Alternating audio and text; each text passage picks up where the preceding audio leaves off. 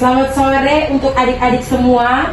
Sore, Kak. Perkenalkan, nama saya Maria Magdalena Nonavita, NIM 091230018,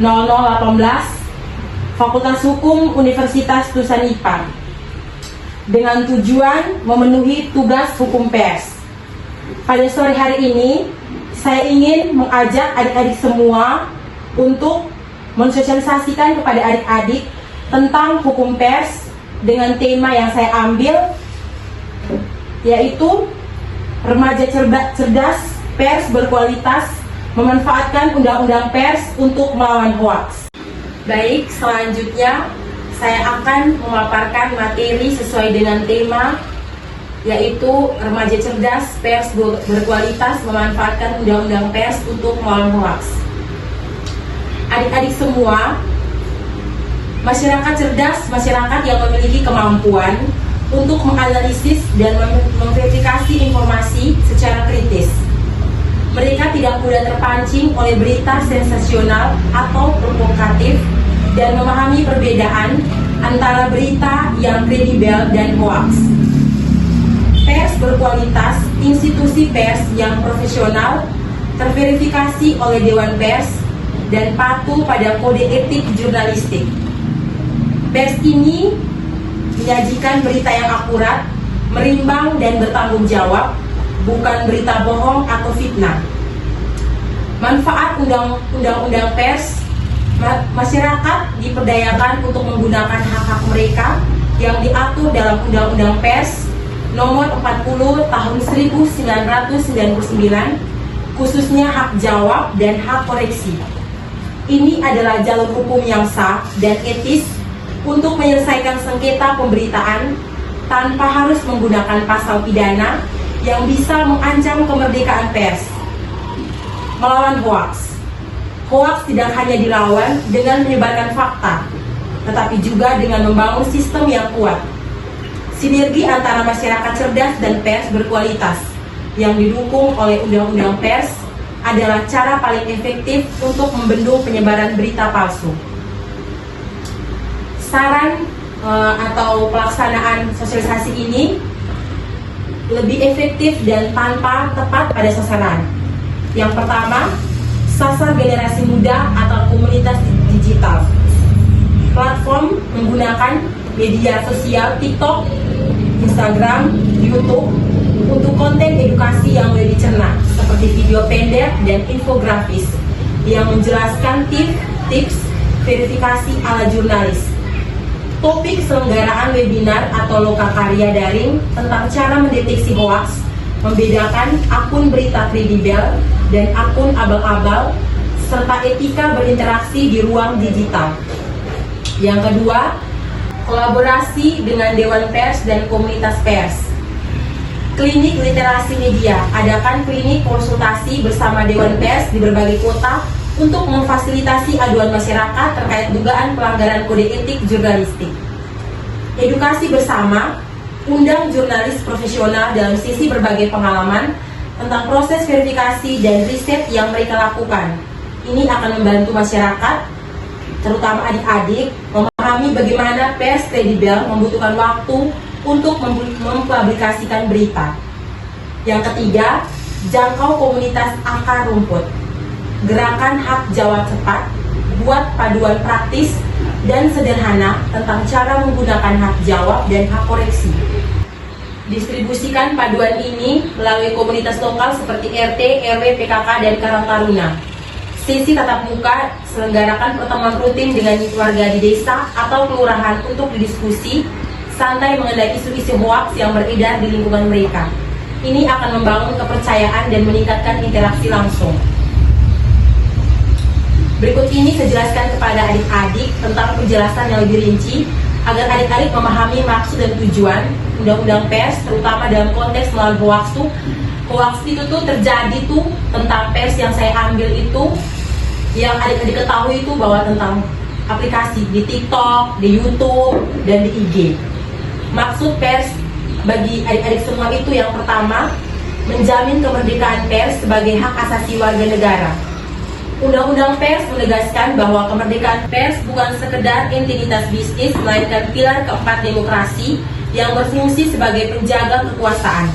Dengan adanya undang-undang ini, pers nasional tidak dapat disensor, dipredel atau dilarang siarannya oleh pihak manapun termasuk pemerintah. Implikasi bagi masyarakat terlindung dari monopoli informasi oleh penguasa atau kelompok tertentu. Masyarakat juga memiliki akses ke berbagai sudut pandang dan informasi yang sangat penting untuk mengambil keputusan yang tepat, baik dalam politik maupun kehidupan sehari-hari. Yang kedua, melindungi wartawan agar bekerja profesional. Pasal 8 Undang-Undang Pers menyatakan bahwa wartawan mendapatkan perlindungan hukum dalam melaksanakan profesinya. Perlindungan ini diberikan oleh pemerintah dan masyarakat agar mereka bisa bekerja tanpa intimidasi atau ancaman. Implikasi bagi masyarakat mendapatkan informasi yang kredibel dan akurat, karena wartawan dapat bekerja dengan tenang tanpa tekanan. Perlindungan ini mendorong wartawan untuk menjelaskan tugasnya sebagai kode etik jurnalistik, seperti bersikap independen, akurat, berimbang, dan tidak beretikat buruk. Selanjutnya saya akan menjelaskan kepada adik-adik tentang bagaimana Undang-Undang Pers melawan hoaks membangun sistem yang kredibel dengan mendorong profesionalisme melalui Dewan Pers. Undang-Undang Pers menciptakan ekosistem di mana berita yang kredibel dan bertanggung jawab, yaitu pemahaman yang baik tentang hukum pers hanya menguntungkan media, tetapi juga memberdayakan masyarakat untuk berperan aktif dalam menciptakan ruang publik yang sehat, berkeadilan, dan bebas dari hoaks. Pesan dan saran kepada adik-adik yaitu harus cerdas memanfaatkan pers untuk melawan hoaks, berkembang subur di era digital, membingungkan masyarakat dan menggerus kepercayaan terhadap pers.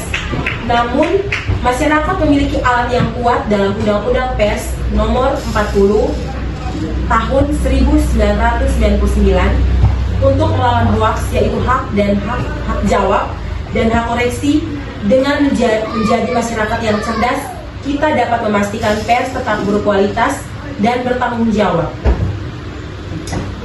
Saran praktis untuk adik-adik semua, yaitu yang pertama, verifikasi informasi ala jurnalis, yaitu kita harus cermat untuk memperhatikan situs, nama media, serta logo yang bisa kita cek, yaitu situs resmi.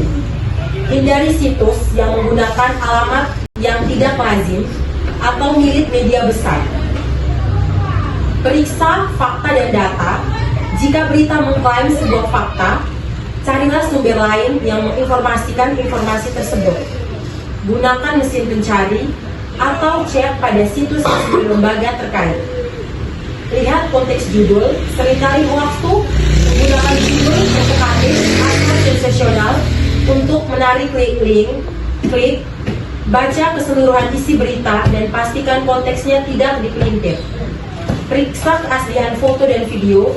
Gunakan reverse image searching di mesin pencari untuk melacak sumber asli gambar atau video.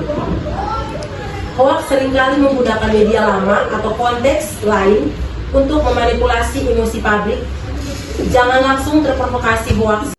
Baik, selanjutnya saya akan menjelaskan kepada adik-adik tentang contoh kasus hoaks tentang kandungan makan zat berbahaya di produk makanan lokal yang beredar luas di sosial media, Facebook, dan grup WhatsApp.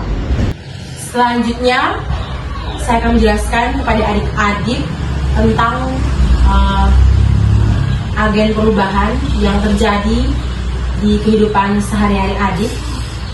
Pernah tidak kalian menerima pesan grup WhatsApp atau melihat postingan viral di media sosial yang isinya tuh bikin kalian kaget, marah, atau panik? Atau mungkin hati-hati itu mungkin hoaks. Pernah tidak adik-adik merasakan seperti itu? Pernah. Mungkin hoaks di era digital ini, hoaks menyebar lebih cepat daripada sinyal wifi di sekolah. Tapi tenang, kita punya senjata rahasia yang dijamin ampuh, yaitu Undang-Undang Pers dan cara berpikir kritis ala jurnalis profesional. Mari adik-adik kita cerdaskan dan pastikan pers di negara kita tetap berkualitas dan memahami dua hal penting ini. Yang pertama tuh tips untuk kalian tuh verifikasi informasi ala jurnalis. Jurnalis sejati tidak langsung percaya pada informasi mentah. Mereka selalu cek dan recheck. Kalian juga bisa melakukannya. Tips yang praktis untuk adik-adik, sebelum menekan tombol sebar, kalian harus tuh cek sumbernya. Siapa yang menyebarkan? Apakah akun anonim atau lembaga media terpercaya yang terdaftar di Dewan Pers. Media yang kredibel biasanya mencantumkan nama redaksi dan alamat jelas. Baca tuntas, jangan cuma judul. Judul seringkali dibuat heboh, tapi isinya beda jauh. Baca artikelnya sampai habis untuk memahami konteksnya sebenarnya. Bandingkan dengan media lain, apakah media lain yang lebih besar dan terpercaya seperti Kompas, Tempo, atau CNN Indonesia yang memberitakan hal yang sama? Jika tidak patut dicurigai, cek fakta atau cek recheck. Gunakan situs pengecek fakta resmi seperti cekfakta.com yang merupakan kolaborasi media-media di Indonesia untuk memverifikasi klaim yang mencurigakan. Yang kedua, manfaatkan hak jawab dan hak koreksi. Undang-Undang Nomor 40 Tahun 1999 memberikan kita kekuatan hukum. Ini bukan cuma jurnalis tetapi buat kita sebagai masyarakat. Hak jawab jika sebuah media memberitakan informasi tentang kamu atau sesuatu yang kamu tahu persis salah atau merugikan, kamu berhak meminta media tersebut memenuhi klarifikasi atau sanggahan dari pihak yang dirugikan. Media wajib melayani ini. Hak koreksi ini adalah hak setiap untuk meminta ralat atau perbaikan terhadap informasi yang dianggap tidak benar.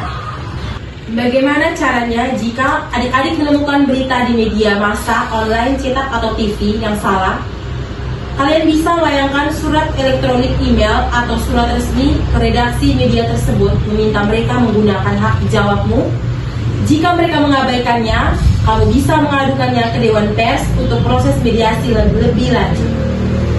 Baik, ini adalah pesan penutup untuk sosialisasi serta pertemuan kita pada sore hari ini.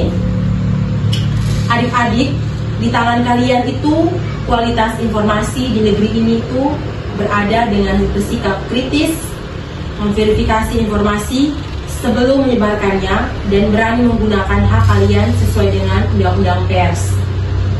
Kita tidak hanya melawan hoaks, tetapi juga memastikan ekosistem pers di Indonesia menjadi lebih sehat dan berkualitas. Mari kita jadi bagian dari masyarakat cerdas, mewujudkan pers berkualitas dan anti hoaks di media sosial. Sekian dan terima kasih.